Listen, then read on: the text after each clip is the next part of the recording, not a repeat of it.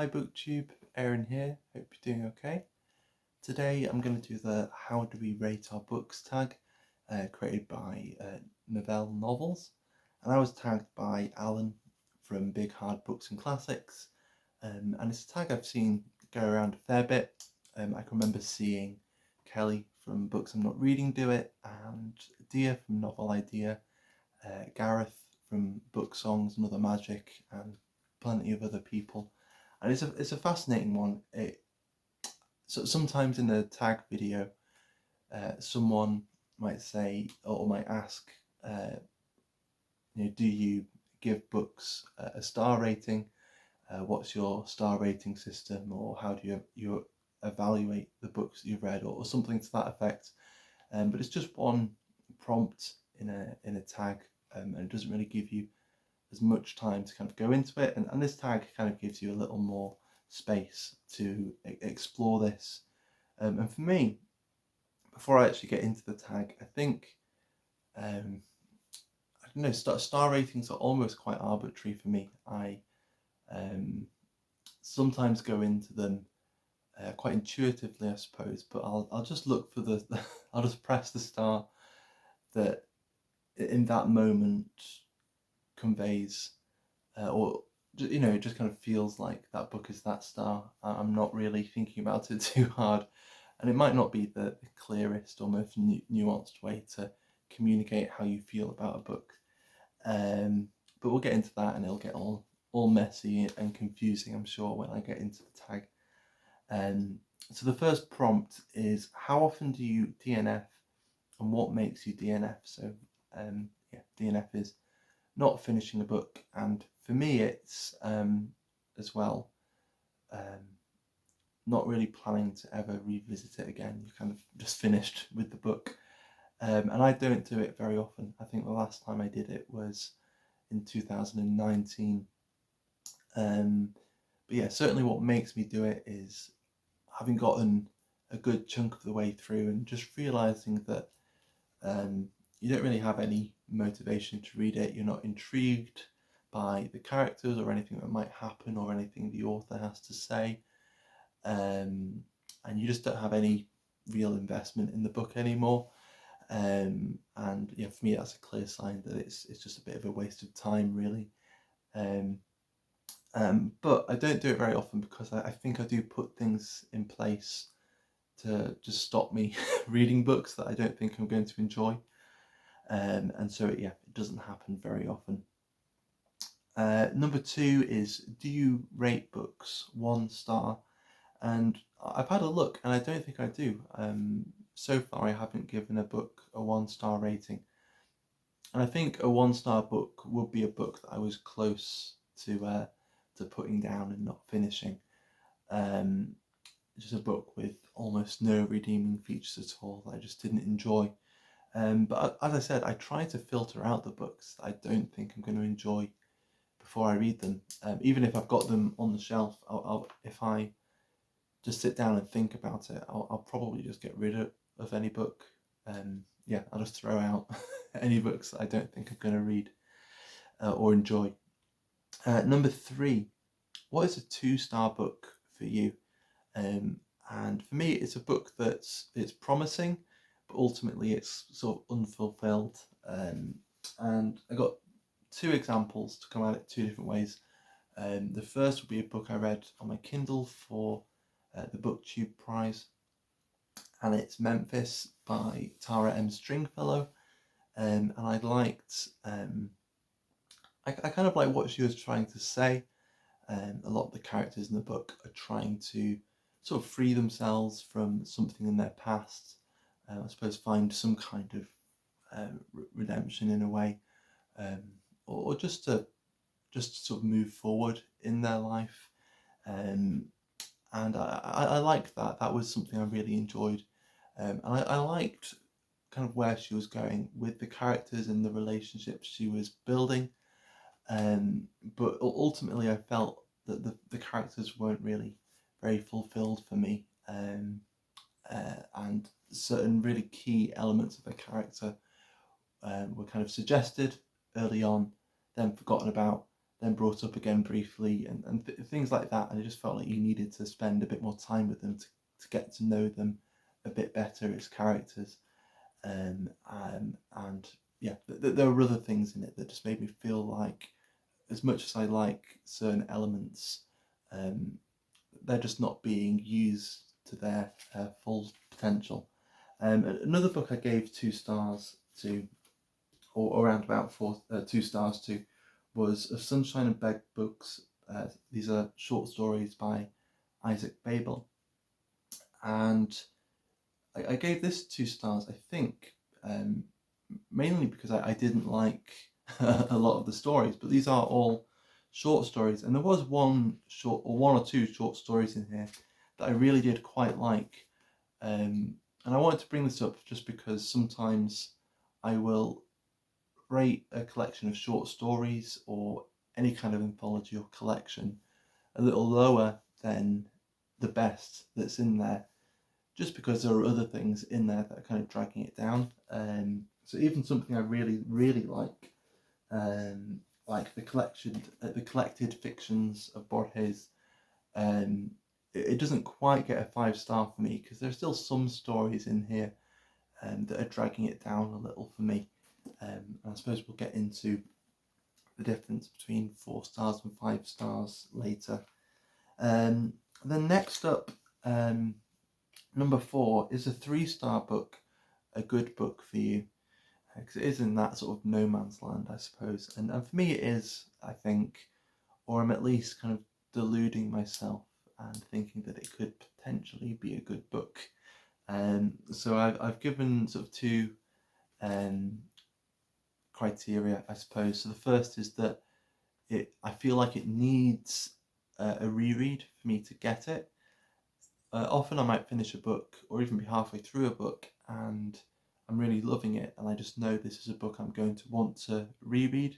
But this is a different feeling to that. It's more like I finished it and I don't have that connection to it, or I don't feel like I've completely got the book. And so I'm like, well, maybe if I come at it at a different period in my life, I read it slower or faster or in a different setting, or just in a different kind of reading environment. Maybe if I'm reading other things at the same time, or have just finished something different, maybe I'll understand it in a different way. And so that's kind of one example. And for something like that, I think of the Anaphometer by David Jones, which is just a crazy, I suppose, kind of modernist poem that's, I think, about ritual, and the kind of compulsion in humans to perform rituals, but I'm not completely sure. It doesn't make a lot of sense. But there was something in there that I found curious, and I wanted to. I had that feeling of being drawn into it and wanting to find something out. So that's kind of why it's got 3 stars and not 2. It's still, I don't know, really intriguing, and it's arousing my curiosity. And maybe if I come at it differently, I might appreciate it more, or maybe I'll find that I've been deluding myself, and it might go down to 2 stars or maybe 1 star. Who knows? And another example for a 3-star book, another booktube prize book, was Our Missing Hearts by, the surname's Eng, wasn't it? Forgotten the first name, should have written it down. I'll have it down in the description. And again, lots of really intriguing stuff. But with that one, it was mainly just due to a kind of unfulfilled ending. Like the first 2/3 of the book I thought were quite interesting, and then it just kind of really fell flat, at least for me, in quite a big way at the end. It just felt like, by the time you got to the end, it felt like a prelude, or it felt like the whole thing had just been the pilot episode to a TV show, where you kind of see really good ideas and some, maybe if it's a sitcom, some great jokes and some stuff that makes you think, okay, I want to read, or I want to carry on watching this, but the chemistry is not there yet. And there's an element of that to that book as well. It was good. I just wish it was better, and that the ending was much better. So yeah, I think that's kind of what a 3-star book is. Already I'm feeling it's getting a bit muddy, and the distinction between 2 stars and 3 stars isn't really that distinct, but who knows. Number 5, what does 4 stars mean to you? And for me, it's just a good, solid reading experience. There's nothing major, I don't have any major issues, nothing really to fault. It just doesn't blow me away. It doesn't have that instant, deep resonance or connection with me, at least not yet. I've got a few examples, I think. Yeah, so a couple of examples. There's Knausgaard. I've only read the first book in this series, in his My Struggle series. I liked the writing. I found it intriguing, and I enjoyed the reading experience. It just didn't blow me away and think this is a favourite. But it was still a good experience. Same could be said for Laszlo Crush and Hawkeye. This book was really, really, really fun, and really intriguing. And again, I love the way he writes, but not quite a favourite yet. Again, it might just be a case of once I'm more familiar with the writer, I'm more in tune with their sensibility. But again, it might just be it's something I enjoy but just don't love. And a book that's kind of on the border, I gave this 4 stars, which is The Castle by Franz Kafka. And this is one of those books that was right on the border of 4 or 5 stars. But ultimately, yeah, I had to be honest with myself and think, well, there are things about this that I wish were a little better, or I just wish it blew me away that bit more. And so if I was perfectly honest with myself, I would want this to be 5 stars, but I know deep down that for me it's just a 4-star book. But that's still a really, really good book. And I think some of the things that where you can tell where it's not as well is that I'm not thinking about it all the time when I'm not reading it, or after I've finished reading it. It might be one of those books that straight after finishing it, I think, okay, that was a really good book, but then a couple of weeks might go by and I might actually forget that I read it, or it's just not made as deep an impression. Moving on, number 6, do you ever do half-star ratings? I do. On Storygraph, it lets you do half stars and quarter stars and 3/4 stars and things like that, so you can get a bit more fiddly, and in some ways it's good. You can give a little more nuance, I suppose, but it sometimes stops you from being quite so honest with yourself about what you thought of the book. Number 7, do you often rate books 5 stars?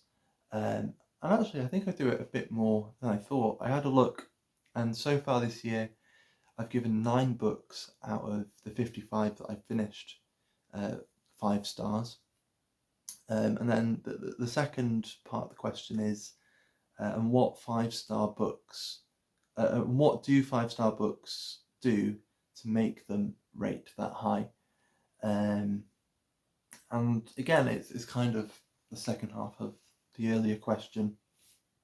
It kind of stays with me. I can't stop thinking about it. It might almost kind of take over my life as I'm reading it, and it'll just resonate with me in a personal, on a personal level.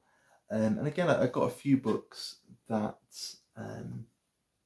sort of fit in to those sorts of. I don't know, they kind of might help me explain it a bit better. So we've got Alone in Berlin by Hans Feder. And I just thought he said what he had to say so clearly.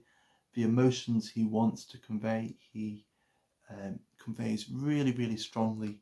You can't help but feel real utter dread by the end of this. The characters are so distinct, and sometimes funny, sometimes you really feel for them, sometimes you really hate some of them.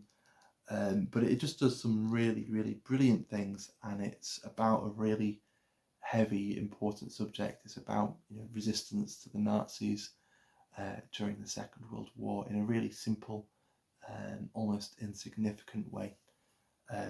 And it also isn't completely bleak. There's a little glimmer of hope, and even though I do love very dark, depressing books, I do like there to be just a glimmer of hope. I think if it's just pummeling you with the darkness, then it can get a bit too intense. So yeah, I like that about this.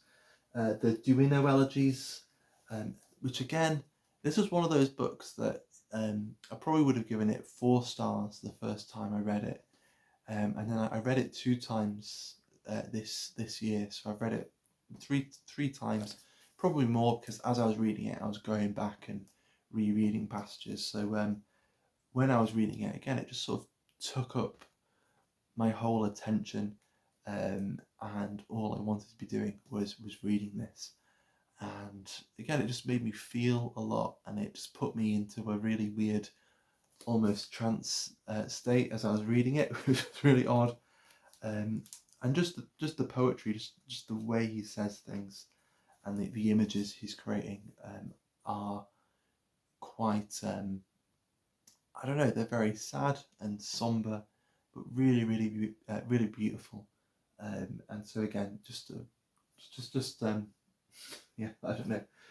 I said they'd help me explain, but they might be a hindrance.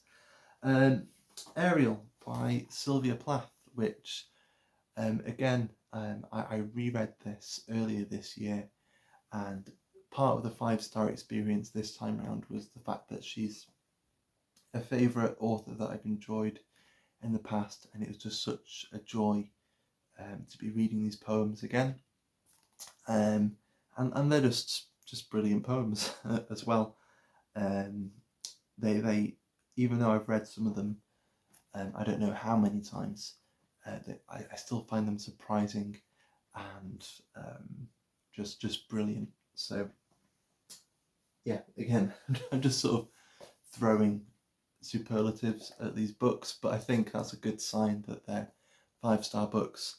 And another book that definitely resonates with me, but in a very different way, is one I read quite recently, just over a week or so ago, and that's Moomin. This is the first volume of the complete Moomin comics, and I just loved it. And again, it just appealed to my sense of humour. It's a bit surreal and goofy. Sometimes it's quite dark, but it's dark in a silly, light-hearted way, if that makes sense.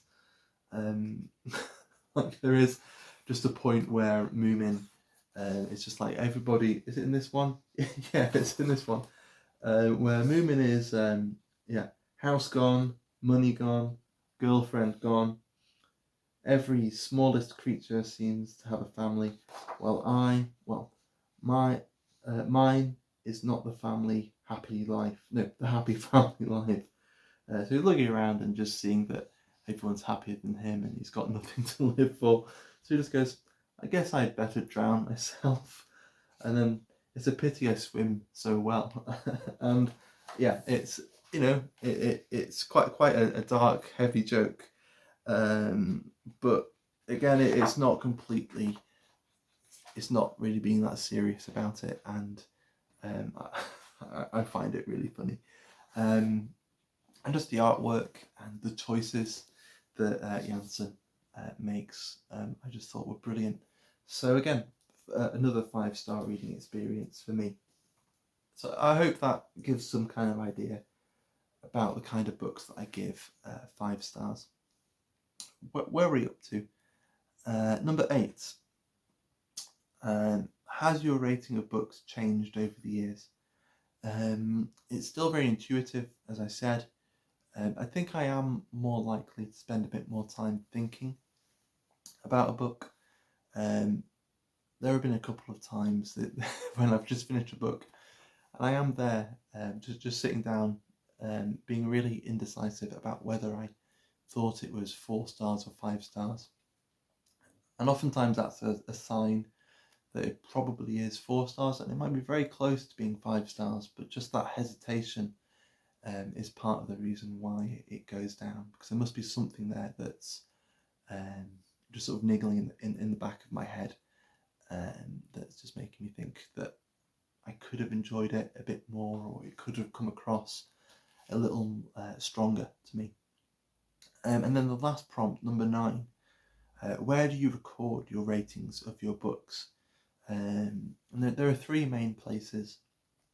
So there's Storygraph, which is a bit more of a personal place for me. That's where I put, maybe 2.25 stars or 3.75 stars. There are plenty of books that I give 4.75. There are those books where I'm not quite sure whether they're quite 5 stars. So I really, really enjoyed them, but something's just holding me back a little bit. I use Goodreads as well, and I do think that just the solid 5-star kind of system, it does help you be a bit more honest with what you really think about the book.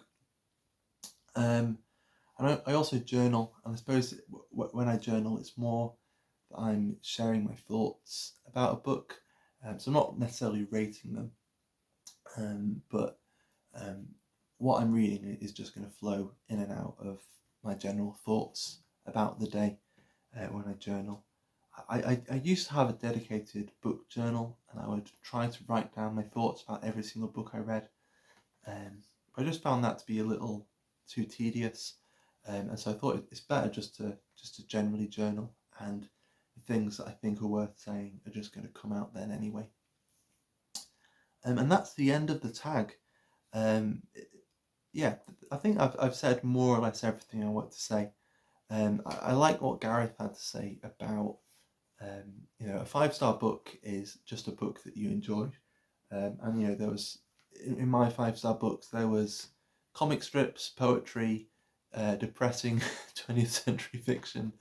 It's just stuff that speaks to you, I think, and particularly when we're thinking of these sorts of star ratings, I think it is about the subjective, what do you think about this book? And I think sometimes the more objective critical reception, a book being a classic and all of that, it can play into how I think about a book, and it might, to a certain extent, it might influence my overall rating. However, I'm not going to keep a book back from 5 stars just because it's not Tolstoy or Dickens or whatever. And I think it's just more fun to have variety. And ultimately, what I'm looking for when I'm reading is, one, to enjoy it, and secondly, to see that the book is doing what it wants to do really, really well. And they're really the 2 things that I look out for when I'm reading. I want to tag a couple of people, or 3 people, I think. So I'll tag Kristen from Enter the Book. She hasn't really been able to make as many videos as she has in the past, but Kristen, if you want to do it, please feel free to do so. And I'll tag Will Chambers, and I'll tag Aaron from Aaron Read a Book as well, or Aaron Read a Book. So there we go, and as always, I will throw it open. So if I haven't tagged you, but you'd still like to do it, then consider yourself tagged anyway. And there we go, that's the end of this tag. I'll see you soon, and take care. Bye.